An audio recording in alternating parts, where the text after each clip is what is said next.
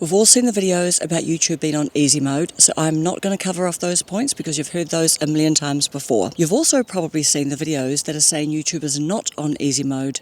Again, not going to cover off those points. I am rather curious about the fact that a lot of creators who are making the YouTube is on easy mode videos are then following up with YouTube is not on easy mode. So which is it? Is that curious? Not here to spread any hate or to make myself unpopular before I even get to the start line, but this has just been on my mind. So I thought this here was a lovely setting for this topic. All you need is your phone. Isn't that all we've ever needed? Filmmakers are making full-length feature films on phones, and they've won awards for it, and they've done this for years. So I think if filmmakers can make full-length feature films using their phones, I think we can make YouTube videos 5 minutes long, 10, 20 minutes. So it's always been true.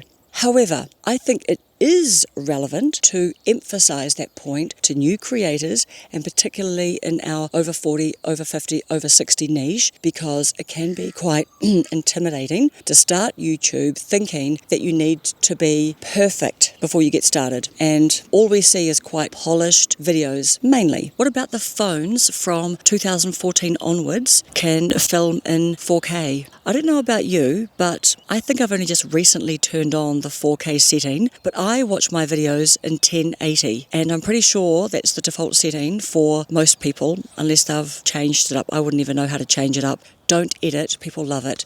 Well, they might love it at the beginning, where you are leaving in all of your mistakes and your filler words, and you might be grabbing some notes, or you might be talking quite a lot about how nervous you are.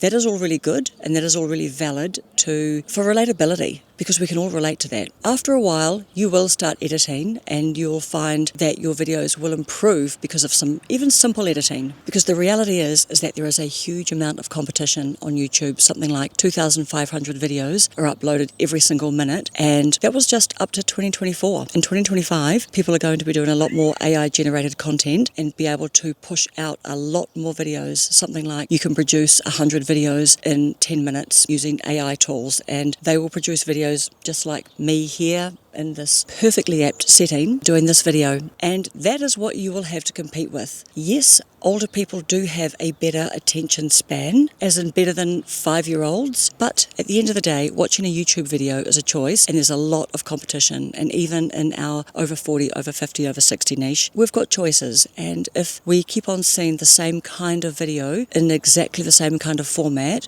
it can get a little bit boring for the audience. So it's good to mix it up. Do I think that YouTube is on easy mode, or do I think it's not on easy mode? I think that we are not on easy mode. However, I love the fact that this trend has even come around, because it's encouraged so many people to just get on here and to just make that leap, make a video and post it, and stop spending 5 years waiting to start your channel, because people regret that. The other thing too is that if you have got something different that the viewers aren't used to seeing, YouTube will reward you, because people will want to watch your content. If we take Dodash, for example, she is a really good example. She is unapologetically herself. I saw her in a video the other day, and she was saying that someone left a comment about please don't scream in the next video. So what do you think she's doing in her next video? She's her, she's out there, she's loving it, and her audience loves it. Even her name is brilliant. She does DoorDash, and her channel is called Dodash, because what is she going for? Exactly. She's encouraging people to post all the time. She is posting all the time. Sometimes I think she posts 2 or 3 times a day. And yeah, nothing fancy, nothing flash. She is excited about her growth, and she should be, all credit to her. And she is inspiring a lot of people to go and do the same. She's saying that she's not giving up. She's almost like the modern day Kardashian. She's someone that, a lot of people love to dislike or to make disparaging comments about. She has got an audience. She's inspiring people to earn money, to reach for more, to not give up on their dreams of having a better life. How can you fault that? The next one is you can make videos in one take and just post it.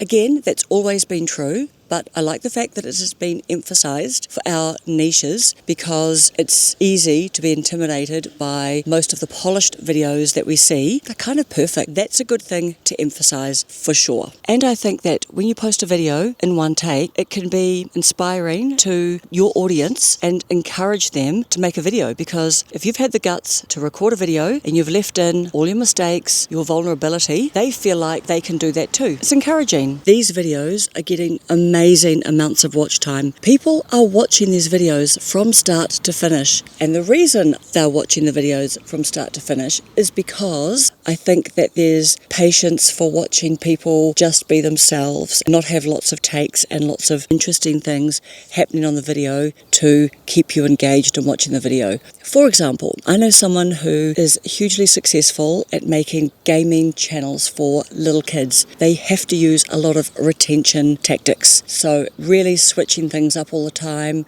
lots of bright colours, lots of cuts, lots of transitions, and when you're doing a talking head piece straight into the camera, really that's a monologue. So I think that us older people have got more patience, and also I think that it's just a little bit of old-fashioned manners. Someone has gone to the effort to make a video and you're going to listen to what they've got to say. So people have always made videos using one take, but I just think that our over 40, over 50, over 60 niche is really taking off right now. We've got more of us watching our videos and watching more of our videos, which helps the videos. The next one is now there are free editing softwares. There have always been free editing softwares. iPhones come with iMovie. I'm not sure what comes on Android phones, but there are lots of free editing apps. What I like is emphasizing this reminds people that there are free editing softwares and that you don't have to spend a lot of money, because it can be easy to think that you do have to spend a lot of money to get started on YouTube, and of course we know by now that you don't. You've got everything that you need. Being pulled into the feeds of big channels, 100% this is true, and this is the first time in the whole time that I've watched YouTube that I've seen so many creators talking about this. And the reason why they aren't necessarily clicking on our videos is because as new creators, our packaging of our videos isn't as good. It takes time to make good thumbnails that stop the scroll,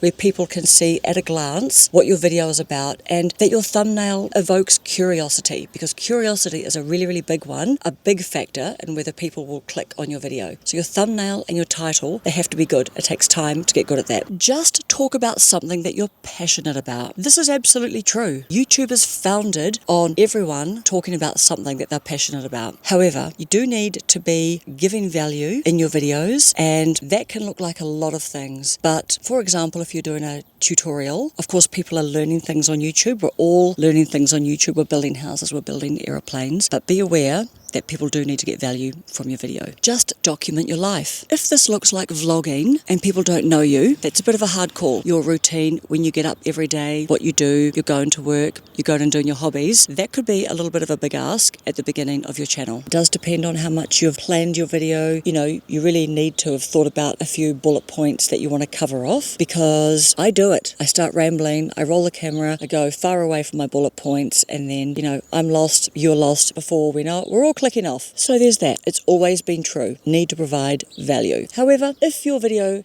comes under the tutorial style of video, which are usually a little bit organized as well. I'm not sure about you, but I don't tend to watch vlogging videos. If someone's just, getting up, they're doing their morning routine and going about their day, I generally just don't tend to watch those. But if you are making videos like that, that's a valuable experience for you to have, because you are learning about filming, learning about where to put your camera, you're learning about what different video angles that you can get. Are you filming down low? So we've just got you walking into the room, or are you filming up high, and just trying to mix it up and get different camera angles. There's nothing wrong with doing the vlogging, and it depends what the goals are as well of your channel. If you are doing it purely as a hobby and it's just fun for you, and it's something that your family or kids or grandkids one day will want to watch into the future, and of course you'll get subscribers, undoubtedly you will, but the whole just document your life, and this is what it means to be on easy mode, that you will have a channel that potentially one day will be monetized is a long reach. The whole don't edit. I know we've just touched on do one big long take. The concept of don't do any editing, maybe that's okay to do that for a few videos, but it's a risk. The reason why it's a risk is because, as I say again, we're using filler words. One of my filler words that I'm always trying to cut out is using the word so and but. However, I'm just trying to cut those out and saying them less, so it's less to try and cut out because it's a little bit boring. Don't edit your videos. That's okay. Do that on your first videos if it means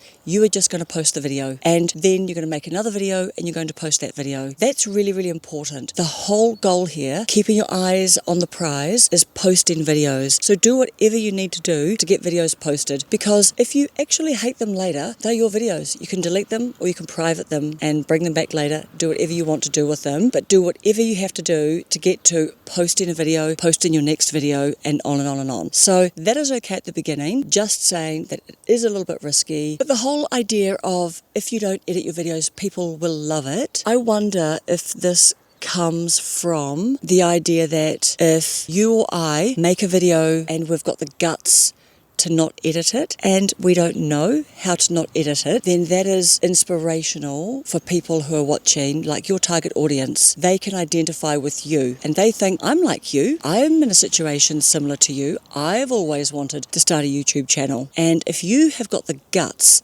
to make a video, not edit it, leave in all your mistakes, sit there and tell us that you're nervous, that you've never done this before, that you've been meaning to do this for a long time. That is aspirational and it's inspirational. And those people will love you for making videos like that, because that is what will help them get over the hurdle of not starting a YouTube channel up to this point. That's all. Thanks for watching. Now, go and make your next video.